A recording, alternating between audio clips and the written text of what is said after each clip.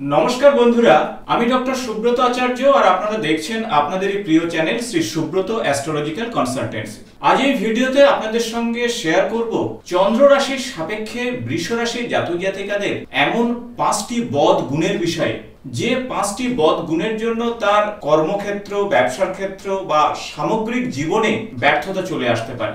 আর এই 5টি বদ গুণ যদি সে শুধরে নিতে পারে তাহলে সে জীবনের শীর্ষে অবশ্যই পৌঁছাতে পারবে। তাই ভিডিওটি বৃষ রাশির জাতক কিংবা জাতিকাদের জন্য ইনফরমেটিভ হতে চলেছে। ভিডিওটি শেষ পর্যন্ত আপনারা অবশ্যই দেখবেন।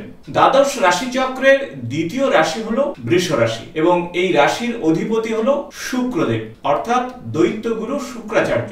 বলা হয় দ্বাদশ রাশিচক্রের অত্যন্ত গুরুত্বপূর্ণ এই রাশির জাতক কিংবা জাতিকাদের মধ্যে রয়েছে অত্যন্ত গুরুত্বপূর্ণ বেশ কিছু পজিটিভ গুণ।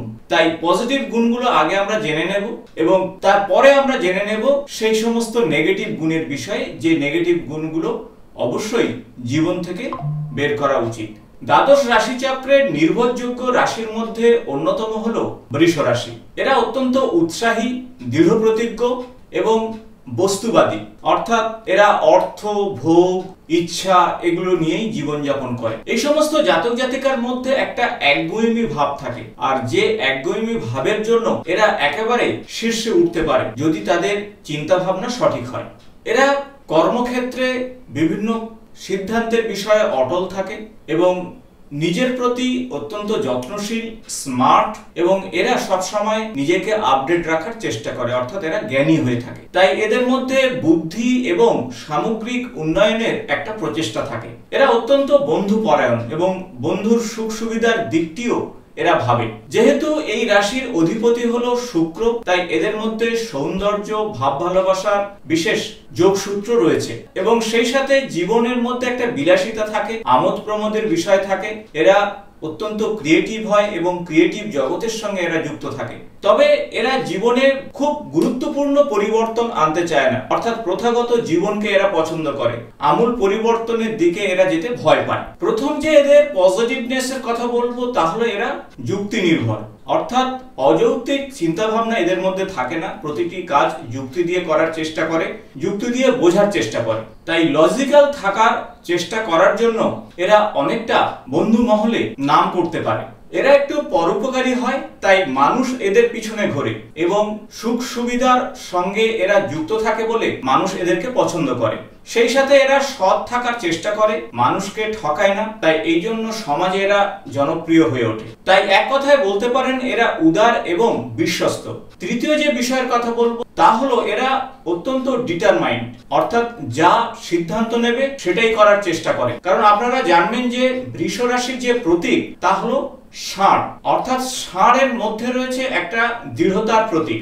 অর্থাৎ তারা যদি একটা নির্দিষ্ট বিষয়ের প্রতি ফোকাস করে সেইভাবেই তারা এগিয়ে চলে, তাকে কোনোভাবেই নড়চড় করানো যায় না। খুব ডেডিকেশনের সঙ্গে সে কাজটি করার চেষ্টা করে, কোনো রকম ফাঁকি দেয় না এবং যতক্ষণ না পর্যন্ত শেষ করছে সেই কাজের মধ্যে তারা যুক্ত থাকে। এরা সাংগঠনিক দিক থেকে অনেকটা এগিয়ে, অর্থাৎ অনেক কিছু বোঝে বা বোঝানোর ক্ষমতা রয়েছে এদের মধ্যে। তাই লিডার হিসাবে এরা অনেক বেশি জনপ্রিয় হয়ে ওঠে। এদের মধ্যে অবজারভেশন পাওয়ার অনেক বেশি, তাই বুঝে শুনে এরা পদক্ষেপ নিতে পছন্দ করে। তবে কোনোভাবে ঝগড়া বিবাদের মধ্যে এরা যেতে চায় না। এরা চেষ্টা করে আলাপ আলোচনার মাধ্যমে কোনো কিছু সিদ্ধান্তে আসার। এরা অত্যন্ত ওপেন মাইন্ডেড হয়। এদের কাছে মানুষ কথা বলে শান্তি পায় বা স্বস্তি পায়। আর আপনি বলতে পারেন এরা কাইন্ড হার্টেড। এদের কাছে কিছু চাইলে সাধ্যমতো এরা দেওয়ার চেষ্টা করে। এবং ভালো গুণের মধ্যে শেষ যে গুণের কথা বলবো তা হলো এরা অত্যন্ত ধৈর্যশীল। কোনো কাজ করতে গিয়ে তাড়াহুড়ো করার চেষ্টা করে না, স্টেপ জাম্প করার চেষ্টা করে না, ধারাবাহিকভাবে কাজ করার চেষ্টা করে যতক্ষণ না কাজটি শেষ হচ্ছে।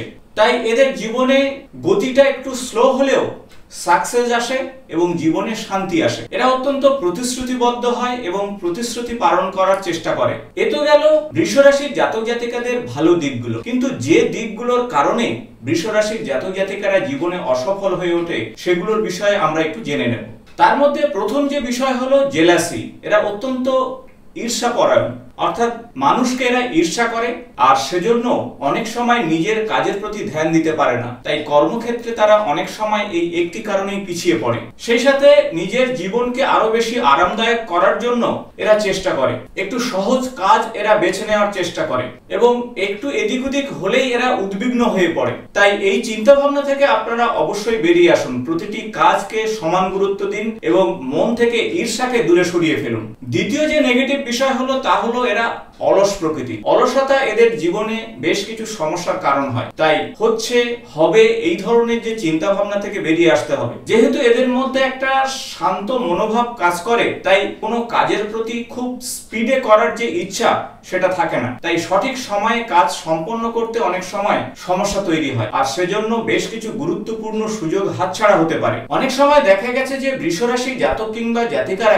একটু একগুঁয়ে প্রকৃতির হয়ে থাকে আর এই একগুঁয়েমি প্রকৃতির জন্য এরা অনেক সময় ভালো সুযোগ হাতছাড়া করতে পারে। অনেক সময় এরা পারিবারিক জীবনের সঙ্গে কর্মজীবনের ব্যালেন্স করতে ভুলে যায় আর সেজন্য তাদের পারিবারিক জীবনে বিভিন্ন সমস্যা তৈরি হয়। তাই বৃষ রাশির জাতক জাতিকাদের বলবো যে পারিবারিক জীবনের সঙ্গে কর্মজীবনের ব্যালেন্স করুন আর তাহলেই আপনাদের জীবনে সুখ সমৃদ্ধি আসবে। অনেক সময় দেখা গেছে যে এরা বিভিন্ন বিষয়ে অপরের প্রতি ডিপেন্ডেবল হয়ে পড়ে আর এই ডিপেন্ডেবল হওয়ার জন্য অনেক সময় এরা সঠিক সময়ে সঠিক কাজ করতে পারে না, এদের উন্নতি ঠিকভাবে হয় না। তাই অপরের প্রতি ডিপেন্ডেবল না হয়ে নিজেই করার চেষ্টা করুন, সেলফ কনফিডেন্স বাড়ানোর চেষ্টা করুন আর তাহলেই দেখবেন আপনার জীবনে সফলতা আসবে। এরা অত্যন্ত ম্যাটেরিয়ালিস্টিক অর্থাৎ ভোগবাদের প্রতি এরা বিশ্বাসী। এরা সব সময় আরামপ্রদ জীবনযাপন করতে ভালোবাসে, কিন্তু সব সময় জীবনে কিন্তু আরামের সঙ্গে এগোতে পারে না। কখনো উত্থান বা কখনো পতন রয়েছে, এই বিষয়টি এরা মানতে চায় না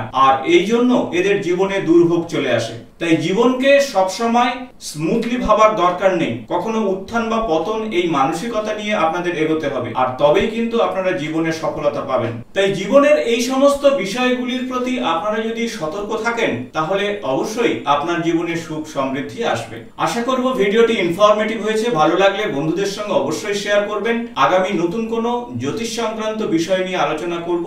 আজ এই পর্যন্ত, নমস্কার।